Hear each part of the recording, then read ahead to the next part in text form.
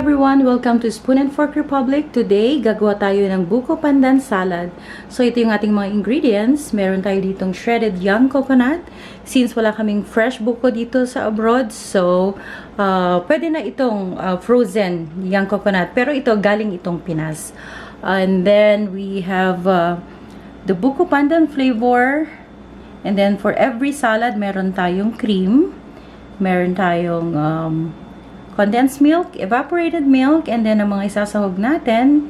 So mas bagay siya sa Buko Pandan itong kulay green na kaong since wala akong green na gel, na coconut gel. So, and then itong white na to, this is a coconut gel. And then, magdadagdag tayo ng sago. And then, of course, we need a bowl para paghaluan ng lahat nitong ingredients. Okay?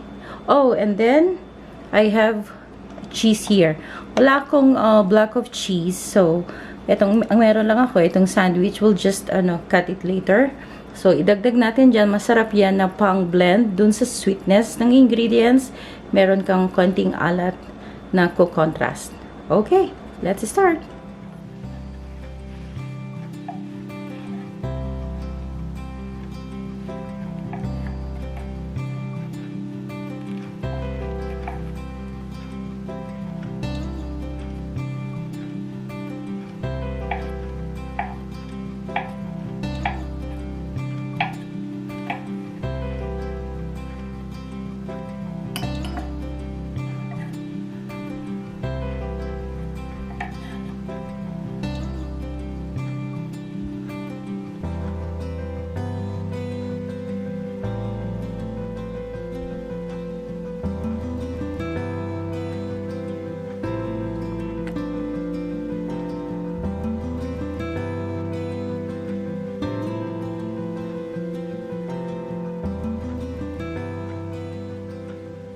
Okay, so now let's mix the ingredients. So, unahin natin yung cream.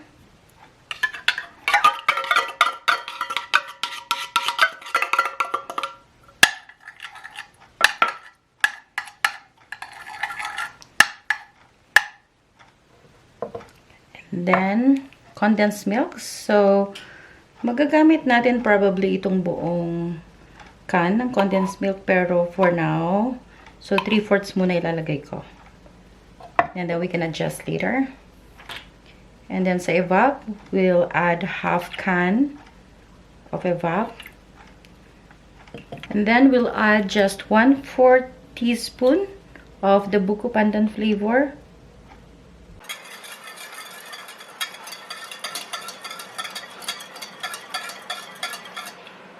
Okay, so idagdag na natin yung ating shredded buko.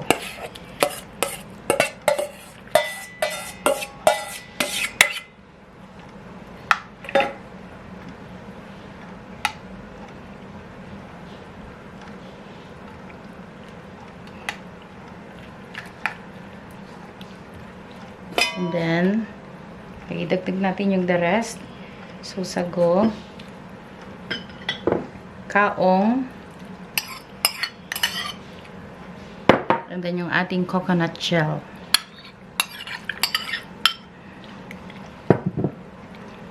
And of course the cheese.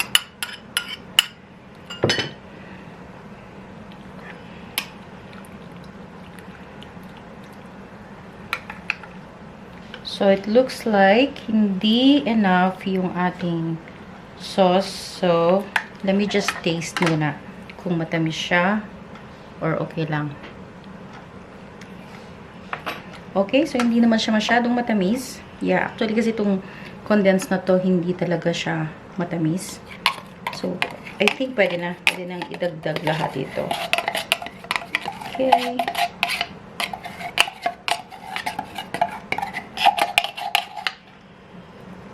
And then, let's add a little bit more of evap.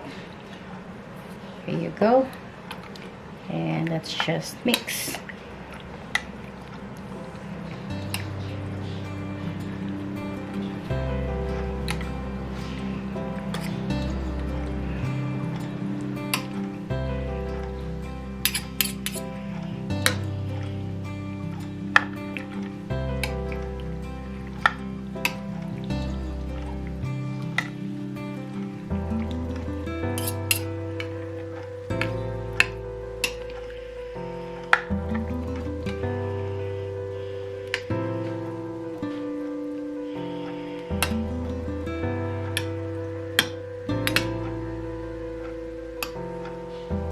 Okay, final taste.